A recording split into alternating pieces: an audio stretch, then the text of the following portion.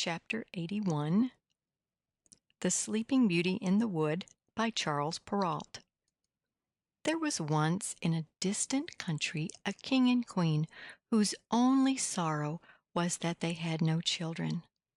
At last the queen gave birth to a little daughter, and the king showed his joy by giving a christening feast so grand that the like of it was never known. He asked all the fairies in the land, there were 7 found in the kingdom, to stand godmothers to the little princess, hoping that each might bestow on her some good gift.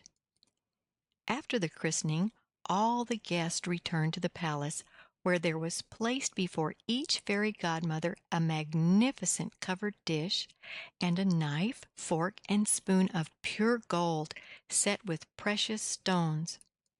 But as they all were sitting down at table, there entered an old fairy who had not been invited, because it was more than 50 years since she had gone out of a certain tower, and she was thought to be dead or enchanted. The king ordered a cover to be placed for her, but it was of common earthenware, for he had ordered from his jeweler only 7 gold dishes for the 7 fairies aforesaid. The old fairy thought herself neglected and muttered angry threats, which were overheard by one of the younger fairies who chanced to sit beside her. This good godmother, afraid of harm to the pretty baby, hastened to hide herself behind the hangings in the hall. She did this because she wished to speak last and repair any evil the old fairy might intend. The fairies now offered their good wishes, which, unlike most wishes, were sure to come true. The first wished that the little princess should grow up the fairest woman in the world. The second, that she should have wit like an angel. The third, that she should be perfectly graceful. The fourth, that she should sing like a nightingale. The fifth, that she should dance perfectly well. The sixth, that she should play all kinds of music perfectly. Then the old fairy's turn came. Shaking her head spitefully, she uttered the wish that when the baby grew up into a young lady and learned to spin, she might prick her finger with a spindle and die of the wound. This terrible prophecy made all the company tremble, and everyone fell to crying. Upon which the wise young fairy appeared from behind the curtains and said, "Assure yourselves, O King and Queen, the princess shall not die. I have no power to undo what my elder has done. The princess must pierce her finger with a spindle, and she shall then sink, not into the sleep of death, but into a sleep that will last 100 years. After that time is ended, the son of a king shall come and awake her." Then all the fairies vanished. The king, in the hope of avoiding his daughter's doom, issued an edict forbidding all persons to spin, and even to have spinning wheels in their houses, on pain of instant death. But it was in vain. One day, when she was just 15 years of age, the king and queen left their daughter alone in one of their castles, where, wandering about at her will, she came to a little room in the top of a tower, and there found a very old woman who had not heard of the king's edict, busy with her spinning wheel. "What are you doing, good old woman?" said the princess. "I'm spinning, my pretty child." "Ah, how pretty! Let me try if I can spin also." She had no sooner taken up the spindle than, being hasty and unhandy, she pierced her finger with the point. Though it was so small a wound, she fainted away at once and dropped on the floor. The poor old woman called for help. Shortly came the ladies in waiting, who tried every means to restore their young mistress, but all in vain. She lay, beautiful as an angel, the color still lingering in her lips and cheeks, her fair bosom softly stirred with her breath. Only her eyes were fast closed. When the king, her father and the queen, her mother, beheld her thus, they knew that all had happened as the cruel fairy meant, and that their daughter would sleep for 100 years. They sent away all the physicians and attendants, and themselves sorrowing, laid her upon a bed in the finest apartment in the palace. There she slept and looked like a sleeping angel still. When this misfortune happened, the kindly young fairy, who had saved the princess by changing her sleep of death into this sleep of 100 years, was 12,000 leagues away in the kingdom of Mataquin. But being informed of everything by a little dwarf who wore 7-league boots, she arrived speedily in a chariot of fire drawn by dragons. The king handed her out of the chariot, and she approved of all he had done. Then, being a fairy of great common sense and foresight, she thought that the princess, awaking after 100 years in this old castle, might not know what to do with herself if she found herself alone.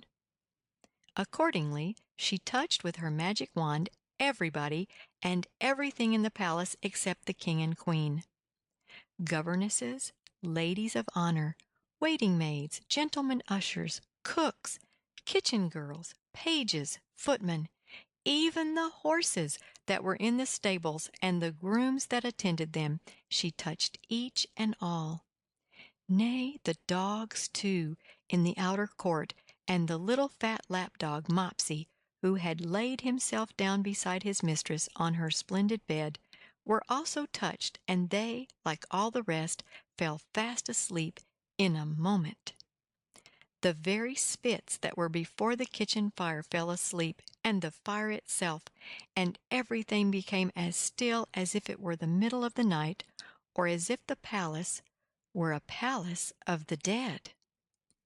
The king and queen, having kissed their daughter, went out of the castle, giving orders that it was to be approached no more.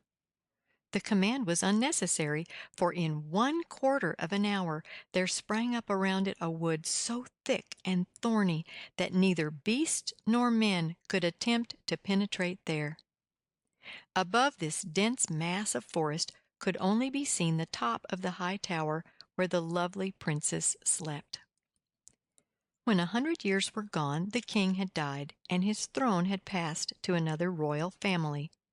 The reigning king's son, being one day out hunting, was stopped in the chase by this great wood, inquired what wood it was, and what were those towers which he saw appearing out of the midst of it.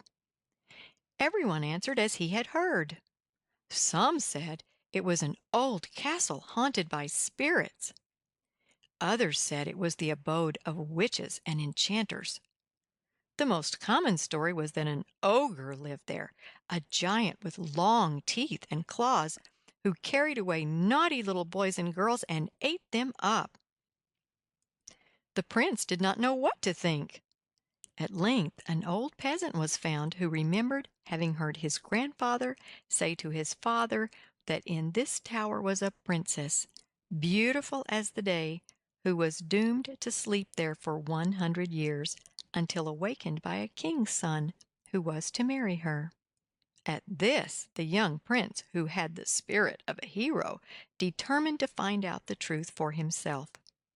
Spurred on by love and honor, he leaped from his horse and began to force his way through the thick wood. To his amazement, the stiff branches all gave way, and the ugly thorns drew back of their own accord, and the brambles buried themselves in the earth to let him pass. This done, they closed behind him, allowing none to follow. Nevertheless, he pushed boldly on alone. The first thing he saw was enough to freeze him with fear. Bodies of men and horses lay extended on the ground, but the men had faces not death white, but red as roses, and beside them were glasses half filled with wine, showing that they had gone to sleep drinking. Next, he entered a large court paved with marble, where stood rows of guards presenting arms, but as still as if cut out of stone. Then he passed through many chambers where gentlemen and ladies, all in the dress of the past century, slept at their ease, some standing, some sitting. The pages were lurking in corners. The ladies of honor were stooping over their embroidery frames or listening to the gentlemen of the court, but all were as silent and as quiet as statues. Their clothes, strange to say, were fresh and new as ever, and not a particle of dust or spider web had gathered over the furniture, though it had not known a broom for 100 years. Finally, the astonished prince came to an inner chamber, where was the fairest sight his eyes ever beheld. A young girl of wonderful beauty lay asleep on an embroidered bed, and she looked as if she had only just closed her eyes. Trembling, the prince approached and knelt beside her. Some say he kissed her, but as nobody saw it, and she never told, we cannot be quite sure of the fact. However, as the end of the enchantment had come, the princess waked at once, and looking at him with eyes of the tenderest regard, said sleepily, "Is it you, my prince? I have waited for you very long." Charmed with these words, and still more by the tone in which they were uttered, the prince assured her that he loved her more than his life. For a long time did they sit talking, and yet had not said half enough. Their only interruption was the little dog Mopsy, who had awakened with his mistress, and now began to be jealous that the princess did not notice him as much as she was wont to do. Meanwhile all the attendants, whose enchantment was also broken, not being in love, were ready to die of hunger after their fast of 100 years. A lady of honor ventured to say that dinner was served, whereupon the king handed his beloved princess at once to the great hall. She did not wait to dress for dinner, being already perfectly and magnificently attired, though in a fashion somewhat out of date. However, her lover had the politeness not to notice this, nor to remind her that she was dressed exactly like his grandmother, whose portrait still hung on the palace walls. During dinner, a concert by the attendant musicians took place, and considering that they had not touched their instruments for a century, they played the old tunes extremely well. They ended with a wedding march, for that very evening the prince and princess were married. After a few days they went together out of the castle and enchanted wood, both of which immediately vanished, and were never more beheld by mortal eyes. The princess was restored to her ancestral kingdom, and after a few years the prince and she became king and queen, and ruled long and happily.